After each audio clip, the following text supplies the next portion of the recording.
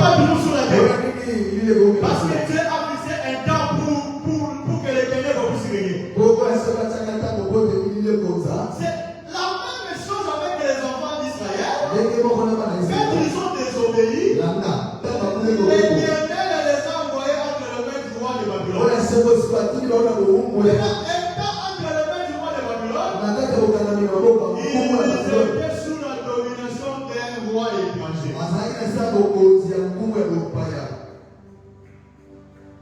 Que Dieu le bénisse. Parce que Nabucodonosor, roi de Babylone, était un étranger vis-à-vis d'Israël. Oui, Qui est l'étranger vis-à-vis de quoi? C'est le péché. Frère, le péché c'était l'étranger. Je vous dis, le péché c'était l'étranger. Quand le péché domine sur toi, tu deviens esclave du péché. C'est que Babylone aussi doit dominer sur Israël.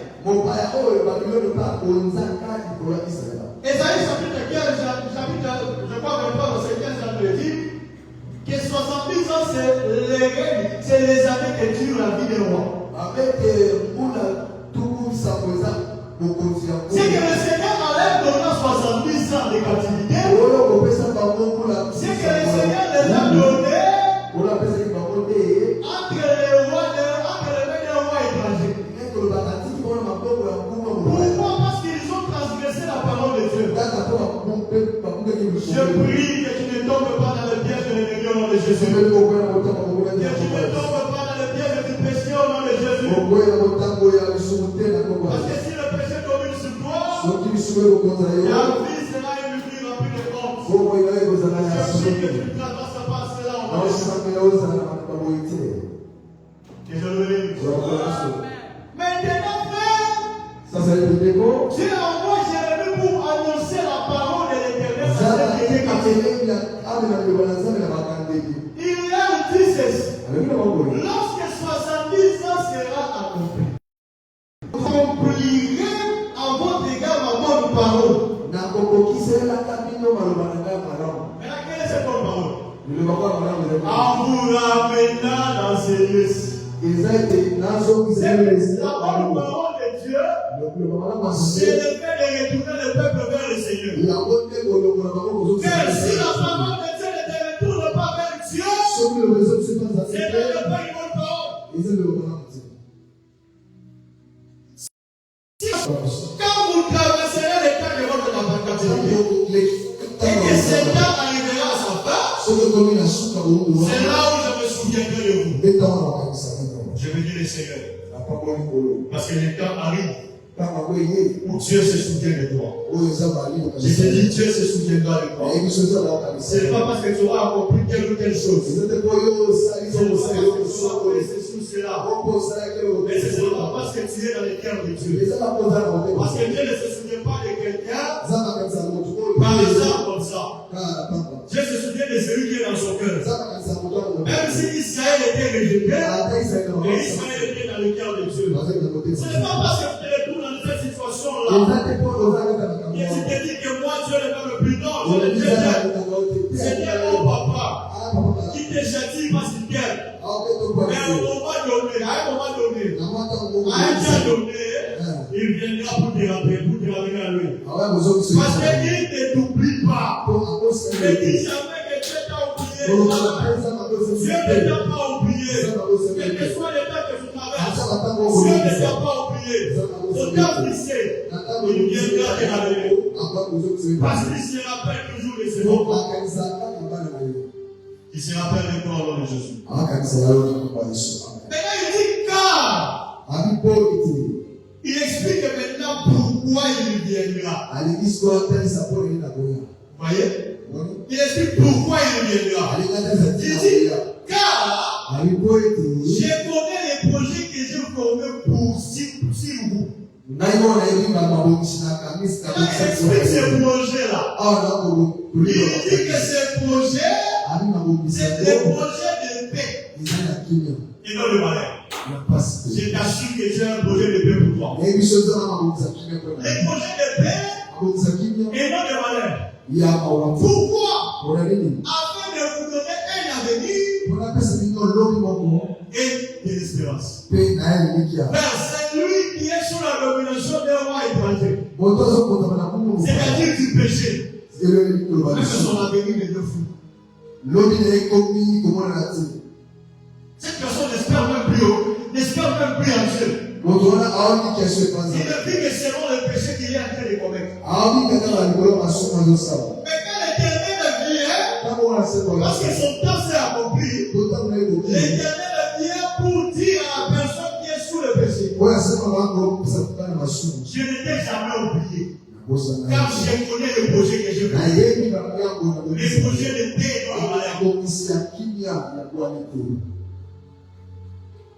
Pour vous donner un avenir, il y a de l'avenir en Jésus. Il y a de l'avenir en Jésus. C'est que quand Job a été dit mon rédempteur est vivant, et il s'élèvera l'Éternel sur la terre. En réalité, c'est pour rédempteur qui vient avec les projets de paix. Et non les malheurs. Il vient avec les projets de paix et non les malheurs. Attention. Ces projets de paix, c'est tout un homme. Ces projets de paix, c'est tout un homme. Si tu reçois cet homme, tu as déjà ce projet avec toi. Parce que Dieu ne peut pas venir libérer son peuple si cet homme-là ne peut pas. Parce que tout le temps où Dieu était avec les enfants d'Israël dans l'ancienne alliance, Israël se montrait dans le péché, allait en captivité parce que cet homme n'était pas encore là. Parce que c'est lui qui amène le projet de l'Éternel. C'est lui qui amène le projet de paix. Maintenant, regardez comment Pierre explique ce projet. Quand l'Éternel dit, je connais le projet que j'ai formé pour vous. Quand est-ce que l'Éternel l'a formé? Depuis l'éternité. Parce que l'éternité, c'est la maison de Dieu. C'est le lieu de l'habitation de Dieu. C'est que quand l'Éternel qui est le rédempteur formate un projet, c'est qu'il doit le formater depuis l'éternité. C'est que ce projet-là aussi, c'est aussi ce que Dieu a montré dans les banques de Rebecca. Parce que les banques de Rebecca, je suis dans Genèse 5. Là, il y avait des enfants, des fils. Il y avait Esaü le père, et il y avait Jacob. Dieu dit à Rebecca, les cadets, l'aîné, sera assujetti par le plus petit. C'est que c'était le projet que l'Éternel avait sur Isaac et Rebecca dès avant que les enfants deviennent morts. Ces projets-là étaient commandés depuis l'éternité. Cela veut dire, ces projets-là, seulement dire, c'est l'agneau de Dieu que Dieu avait préparé pour mourir dans les temps. Que Dieu le bénisse. C'est que cet agneau de Dieu qui Dieu a prévu dès avant la fondation de Dieu, afin qu'à la fin des siècles, disons ça. Et Dieu te bénisse. Je suis dans 1 Pierre, le chapitre 1, le verset 20. Non, le verset 20. Verset 20. Bon, commençons au verset.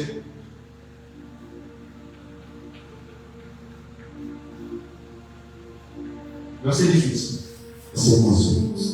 Jusqu'au verset 21. Il est écrit. Il dit, sachant que ce n'est pas par des choses périssables, par de l'argent ou de l'or, que vous avez été c'était de la même manière de vivre. Et vous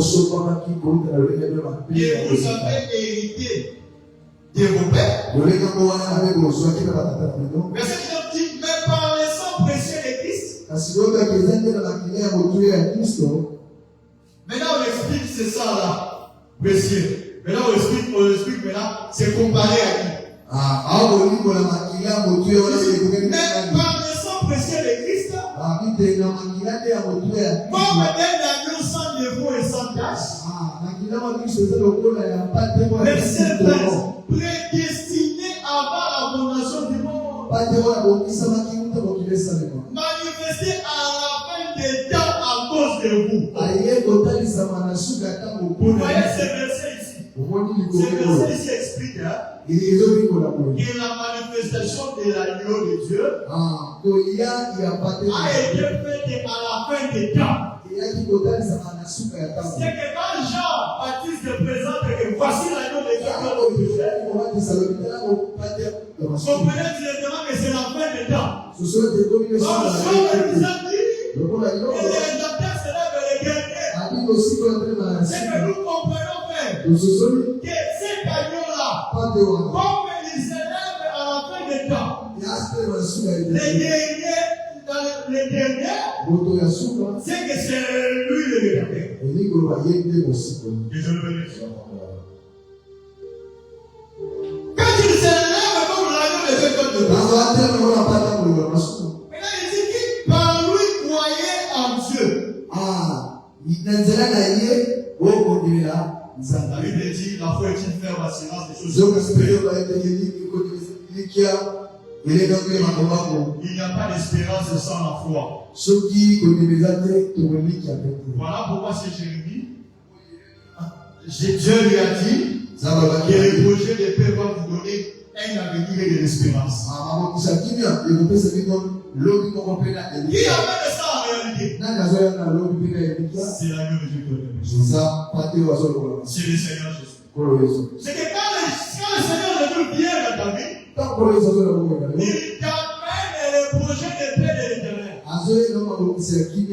C'est que quand tu le reçois dans ta vie, c'est que le projet de paix vient et commence à agir dans ta vie. Je prie que le Seigneur t'accorde sa paix au nom de Jésus. Et qu'il te donne la liberté au nom de Jésus. Je dis qu'il te donne la liberté. Et quand tu viens comme nous l'avons dit que Jean est présent comme l'agneau de Dieu. Depuis dès avant la fondation du monde que Dieu l'avait prévu. Et à la fin des temps, il est venu pour ôter le péché. Et il ne passe pas seulement le péché, il accorde la paix. J'ai béni le Seigneur parce que Esaïe a aussi dit ça. Il dit un fils nous est donné, et la foi nous est née. On l'appellera admirable. Mais il a ajouté un prince de la paix. Et je le bénisse. C'est que le prince de la paix, c'est l'agneau de Dieu qui vient à la fin des temps. En réalité, c'est le rédacteur qui s'élève les ennemis. Jésus, c'est le rédacteur qui s'élève les ennemis. Il vient avec un projet de paix. Et dans ce projet de paix, il donne un avenir. Avenir de ça dans la face à Jésus. Il n'y a pas d'avenir en dehors de Jésus. Parce que là, vous voyez comment la Bible compte les choses. Regarde, elle me dit Dieu est le même.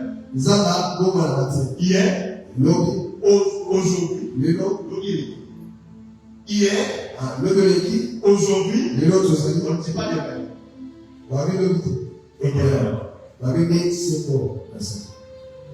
Il n'y a pas de même.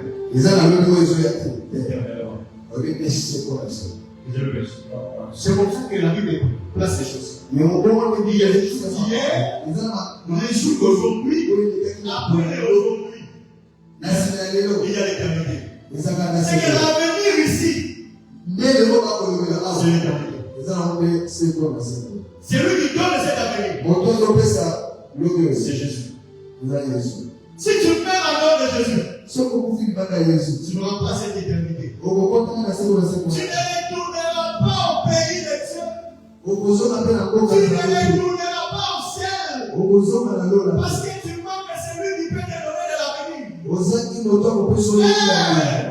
L'avenir, ce n'est pas d'abord le mariage. Ce n'est pas d'abord de mettre dans le Seigneur l'argent. L'avenir, c'est d'abord l'éternité.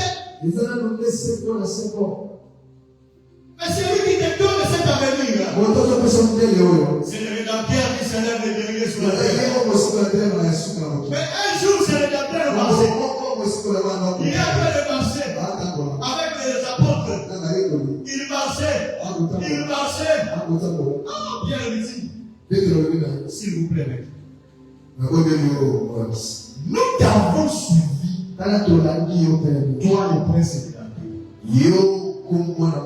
Ça, j'ajoute là. Nous t'avons suivi. Il dit, mais nous recevons. Qu'est-ce que nous allons recevoir?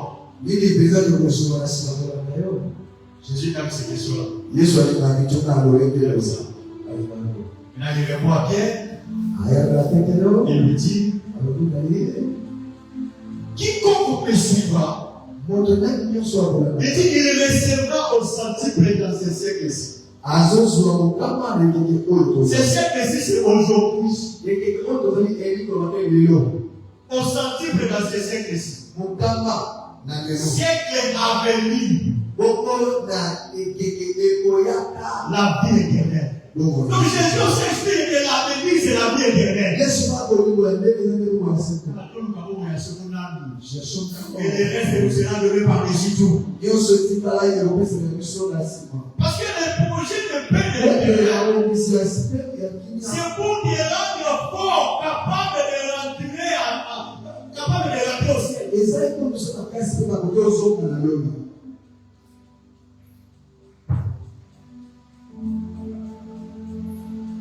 Dieu t'a payé mon frère. Je vous dis Dieu t'a payé. Si tu es d'accord, une prédication, une parole qui te fait retourner vers lui, c'est qu'il t'aime. L'amour de Dieu consiste à amener les gens vers lui. C'est ça l'amour de Dieu. L'amour de Dieu consiste à amener les gens vers le ciel. C'est l'amour de Dieu. C'est que la prédication doit t'amener vers Dieu. Les projets de paix de l'éternel, c'est pour nous sortir bien de mettre dans le Seigneur sur la terre et nous amener vers le Seigneur. Que Dieu me bénisse. Je dis que Dieu me bénisse. Mais attention, bien aimé dans le Seigneur. Si Dieu a un projet de paix, j'attire ton attention ici, s'il te plaît. Si Dieu a un projet de paix, tout projet pour que ça puisse se réaliser, il faut un programme. Il faut un programme. Dieu peut avoir un projet, mais s'il n'y a pas un programme pour accomplir ces projets, ces projets ne s'accompliront pas. Oui. Je vais laisser. S'il n'y a pas un programme, ces projets ne s'accompliront pas. Même dans la vie pratique comme ça, si tu as un projet pour accomplir quelque chose, ce n'est pas ça dans un programme bien établi. Ces projets auront des difficultés de s'accomplir tel que tu le veux. Le programme ici vient détailler quand est-ce que telle chose va commencer. Les étapes sont arrivées quand et les étapes arriveront quand.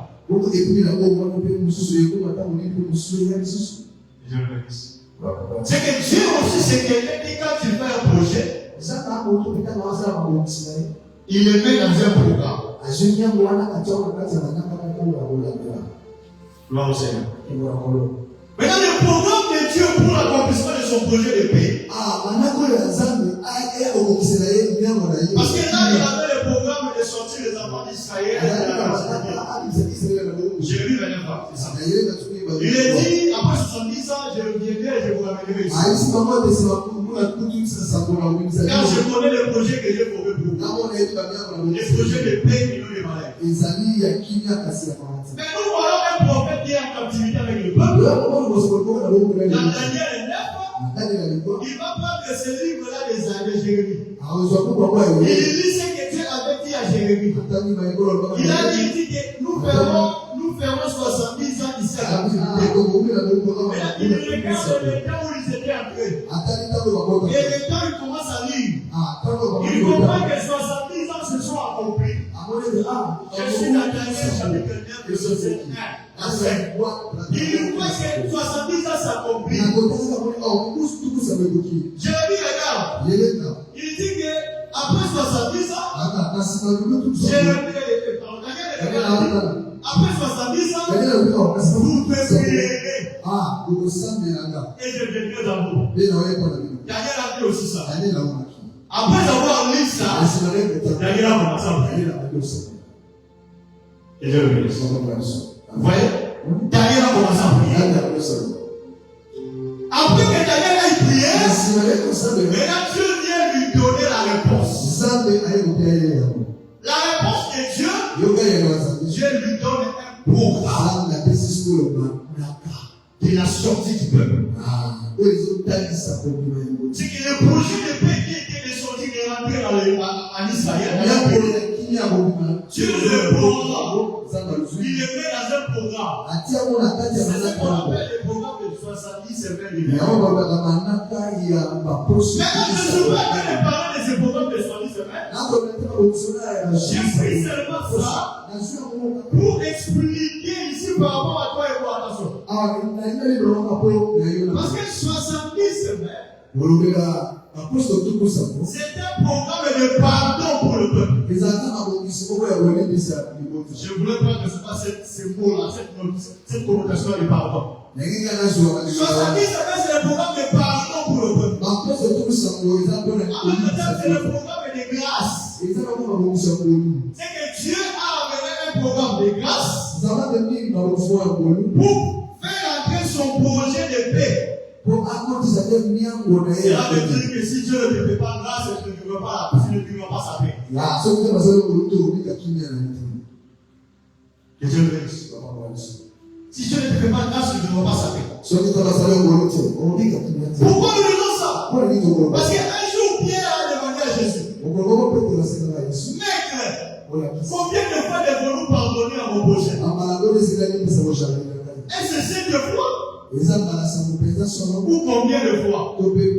Jésus lui dit, dans une seule journée, il faut pardonner 70 fois 7 fois. Donc,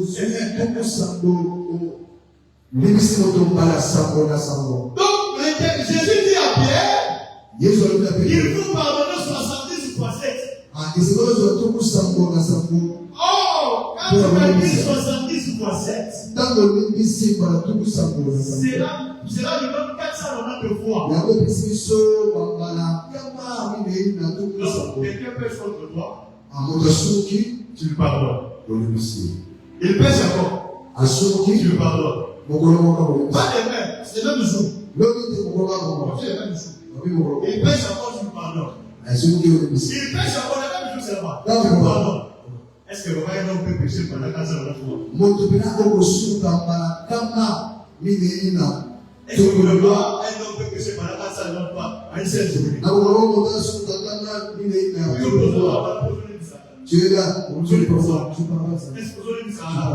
Est-ce que Jésus avait un problème pour le pardon du péché? Avait un problème pour le pardon? Ou bien il voulait parler d'une chose? Jésus voulait savoir expliquer. Quand quelqu'un vient te demander pardon, tu ne peux pas te lasser à pardonner. Parce que le Seigneur lui-même ne sera se pas le pardon. Parce que le pardon, c'est la nature de Dieu. Quel est ce péché qu'Israël n'a pas commis? Si tu regardes comment Dieu a détaillé le péché d'Israël, bien le Seigneur, si Dieu était démon, il n'allait même plus pardonner Israël. Mais Dieu, dans son amour, il dit que je pardonne ce peuple. Et puis il a amené un programme de pardon. Aujourd'hui, ça va te dire, ce programme-là de pardon, qui est les 70 semaines de l'année, si tu passes 70, mais tu pries par les 7 jours de la semaine, ça te fait 490 jours. Vous comprenez? Et quand Jésus disait à Pierre, il faut pardonner 70 fois 7, Jésus faisait allusion au programme des 70 semaines. C'est qu'il voulait seulement expliquer que le programme des 70 semaines, c'est un programme de pardon, c'est un programme de grâce, c'est un programme pour le Seigneur a pitié de son peuple. Qui a amené ce programme? Mais c'est le prince de paix. Israël est sauvé par ce programme. Mais Paul vient nous dire nous sommes sauvés par la grâce. Paul vient nous dire nous sommes sauvés par la grâce. Mais il dit au moyen de la foi. Que Dieu le bénisse. Que Dieu le bénisse. C'est que si l'Éternel amène ce programme, parce que tu es appelé à être libre de tout péché. Tu es appelé à ne plus rester dans l'état de faiblesse. Tu es appelé à ne plus rester en arrière. Tu es appelé à ne plus rester élevé dans le Seigneur. Quelqu'un qui sera toujours dans le péché chaque jour. Tu n'es pas appelé à rester indéfiniment dans la captivité. C'est que le projet ici te libère de toute domination. Parce que l'amour de Dieu est tellement grand sur ta vie. Il t'accorde ce programme. Cette grâce pour toi. Il te fait cette faveur. L'amour de Dieu est insignifiant. Nous étions insignifiants. Le péché nous a poussé à être inutiles. Regarde comment tu marches, les gens trouvent ton utilité, les gens te trouvent que tu es inutile. C'est la nature que nous avions avant que le Seigneur ne vienne. Et dans cet état-là, le Seigneur gardait en lui un pouvoir. Le Seigneur gardait en lui quelque chose. Paul dit, il a manifesté tellement son amour pour la loi. Avant que je l'aie connu, il est bon pour moi. Ah, je le vois. Avant que je le connaisse, il est bon pour moi. C'est que si nous croyons en lui après 100 ans, après 200 ans, le Seigneur était déjà mort pour nous à la croix. Quel est cet amour? Quel est cet amour?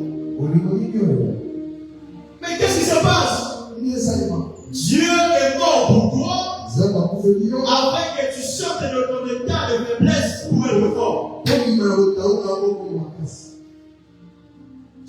Dieu est mort pour Jésus est mort pour toi afin que de la faiblesse que tu étais, que tu deviennes fort. Voilà pourquoi Esaïe est en train de regarder les enfants d'Israël. Esaïe a dit faible les restes d'Israël. Il dit vermisseaux de Jacob. Quand Esaïe les appelle vermisseaux, Esaïe veut expliquer seulement que ce peuple est devenu faible. Il est devenu sans force. Quand je les compare aux vermisseaux, ce peuple est devenu sans force.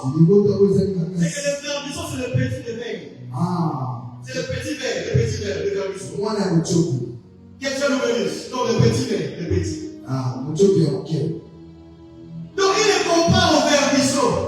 C'est les gens d'Israël est en captivité. Israël sont comparables aux vermisseaux. On peut piétiner comme nous voulons. Parce qu'un vermisseau n'a pas une espérance de vie durable. C'est dans cet état-là que nous étions, que nous sommes quand nous sommes sous la domination du péché. Mais on n'a pas une espérance de vie durable quand nous sommes sous la domination du péché. Nous sommes comme des vermisseaux. Des gens qu'on peut piétiner comme nous voulons. Qui piétine? C'est l'ennemi. C'est le diable. Il peut te piétiner comme il veut. Pourquoi? Parce que tu es sous la domination du péché. Le péché ne te donnera jamais la victoire sur l'ennemi. Le péché ne te donnera jamais la victoire avec le Seigneur sur le problème qui t'arrive. Jamais. Le péché ne te donnera jamais la victoire sur ça. C'est que dans le péché, nous sommes comme des vermisseaux. Les petits rebelles. Un jour, David ne s'est crié. Je suis un père. La risée des gens. Les mépriser les personnes. Je prie que là où tu étais méprisé, que Dieu te libère au nom de Jésus.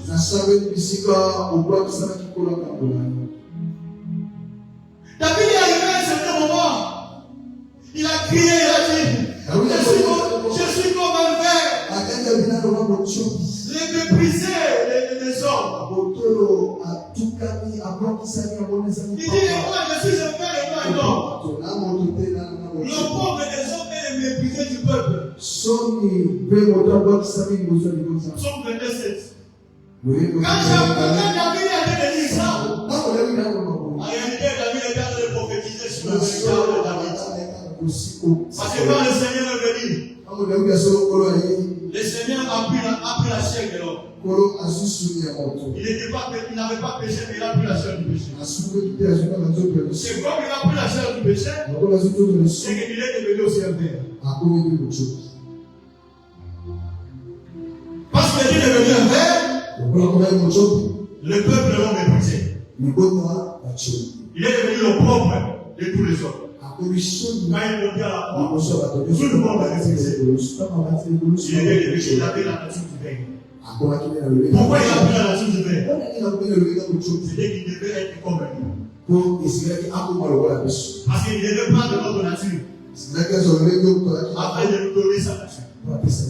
J'aimerais te dire, frères et sœurs, c'est ça le projet de Dieu. Prendre la nature humaine et nous donner la nature divine. Je t'ai dit, c'est ça le projet de Dieu. La nature humaine doit quitter afin que la nature divine nous soit accordée. C'est pourquoi Jésus aussi est considéré comme un ver. Le méprisé du peuple. Le propre de tous les hommes. Il est monté à la croix comme le méprisé du peuple. Le propre de tous les hommes. Comme un ver. Donc, le Seigneur a cocaïné dans les mandailles. C'est qu'il a fait ça, frères et sœurs, pour nous enlever cette nature humaine et qui nous poussait dans le péché. Afin que nous ayons la nature de Dieu. Bien aimé, maintenant, Esaïe a expliqué la nature de Dieu. Il dit la nature de Dieu, cette nature est comme un traîneau épais. C'est quoi un traîneau? C'est qu'on a l'habitude de voir les Européens quand ils font les patinages sur la glace.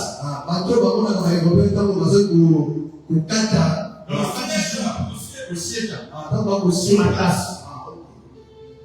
Il y en a qui le font avec leurs pieds, ils mettent les chaussures qu'on appelle les patins.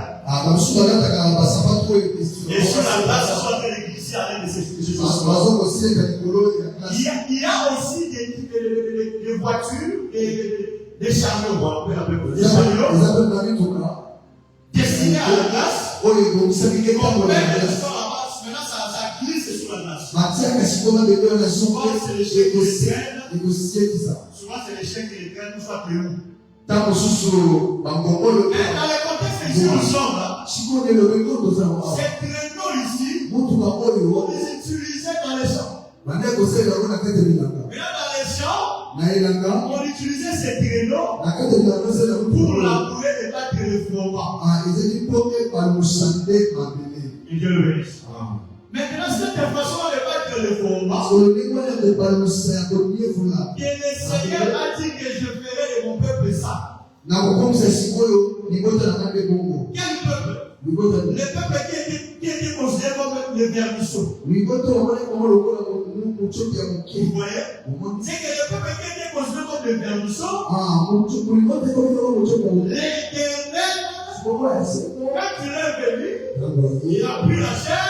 Il s'est ressemblé à ce peuple-là, à toi et moi, qui était dominé par le péché, considéré comme des bêtes, que les gens pouvaient fouler aux pieds, que les gens pouvaient piétiner, que les paroles de malédiction de ta famille pouvaient te dominer, que tout ce que les gens pouvaient faire pouvait te détruire. Donc le Seigneur a pris cette nature pour te donner sa nature. La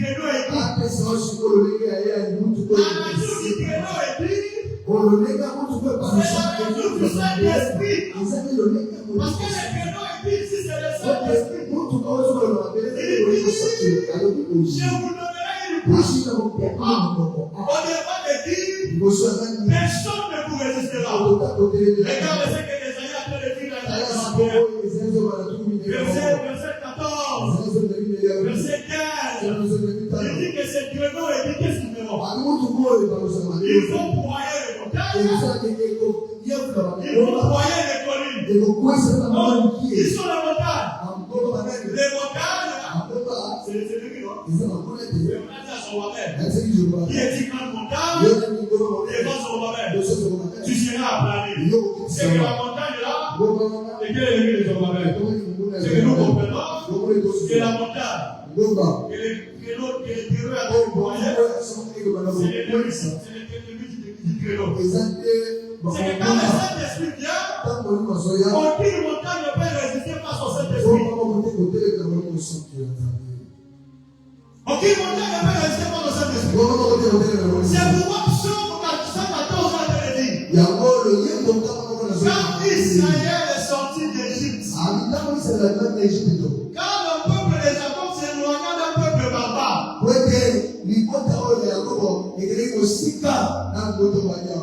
il dit, Juda devait son frère. Israël devait son domaine. J'aime la suite. La mer a vu. Et la mer s'est enfuie. Les Judiens ont vu Israël. Les Judiens se retirent en arrière. Mais jamais la fuite de mer. La Bible dit, les montagnes ont vu Israël. Les montagnes ont sauté comme des béliers. Les collines ont vu Israël. Les collines ont sauté comme des agneaux. C'est que Israël qui sort d'Égypte est devenu un traîneau épique. Un traîneau qui brise les montagnes, qui brise les collines. Or, sortir d'Égypte, c'est sortir du monde de croire en Jésus. C'est sortir du monde de remplacer le Seigneur. Et quand tu remplaces le Seigneur, Dieu fait de toi un traîneau épique. Aucune montagne ne peut se lever devant de toi. Mais comment tu peux sortir de l'Égypte? En renonçant au péché.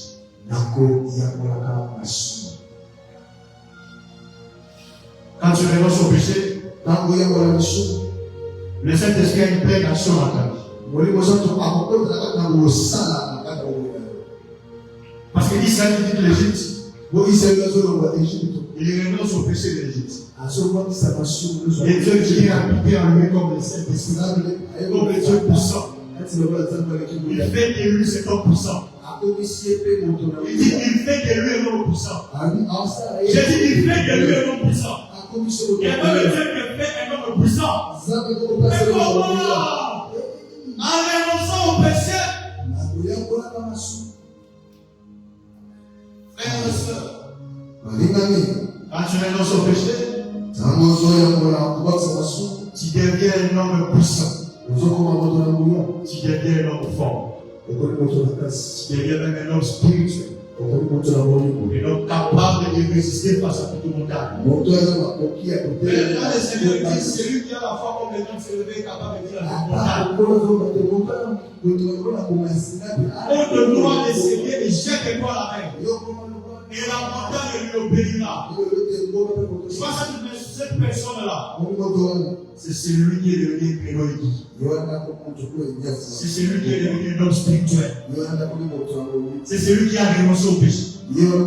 C'est celui-là qui est capable de donner la chose à lui. Parce que l'Éternel avait dit, j'ordonne que tu sois puissant.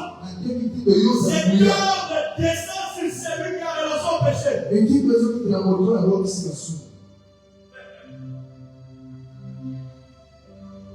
Cet ordre descend sur celui qui a renoncé au péché.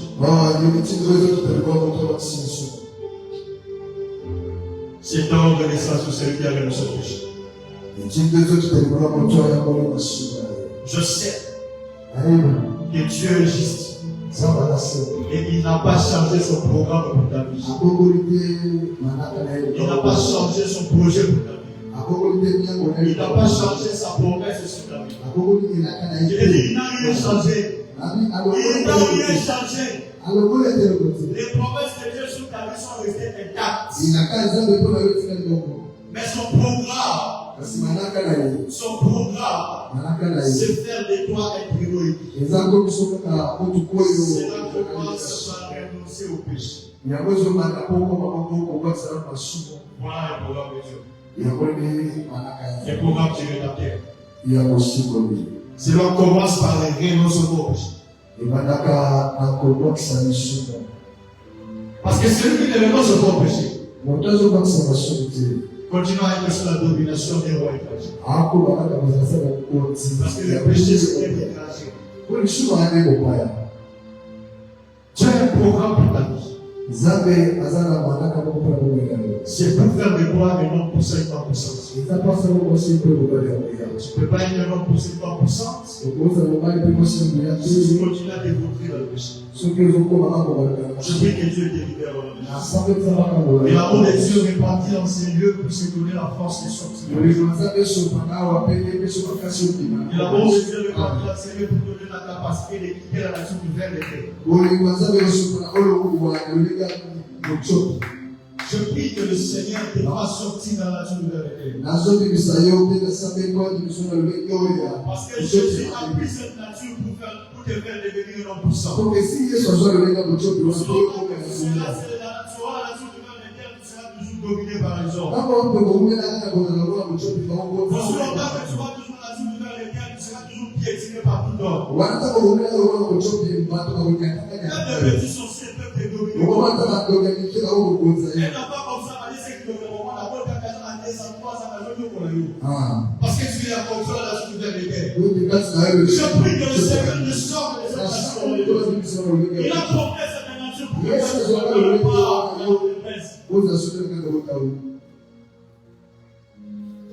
Je prie que Dieu te sorte de cette nature de Jésus.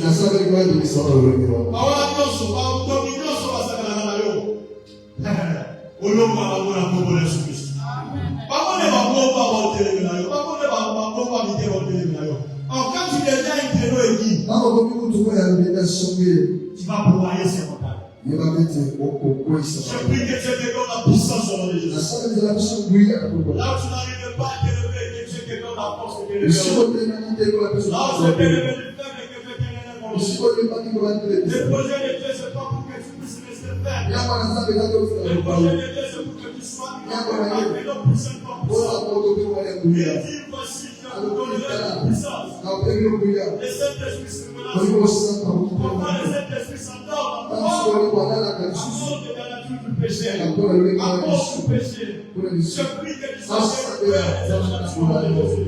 Tu ne peux pas continuer à demeurer encore la nature de la péché. Non. Tu dois être libre et libéré au nom de Jésus. Tu dois être libéré au nom de Jésus. Est-ce que Dieu descend, Seigneur, commence à libérer le peuple? Dieu descend, s'il te plaît, commence à délivrer le peuple. Et que ta grâce descende là-bas. Que ta grâce commence à délivrer ce peuple de Dieu. Seigneur, s'il te plaît, délivre ce peuple, oh Dieu. Seigneur, s'il te plaît, délivre ce peuple, oh Dieu. Seigneur, s'il te plaît, délivre ce peuple, oh Dieu. Délivre ton peuple, oh Dieu. Accorde la paix. Là où il y avait les troubles. Là où il y avait les troubles. Là où il y avait les troubles. Là où il y avait la confusion.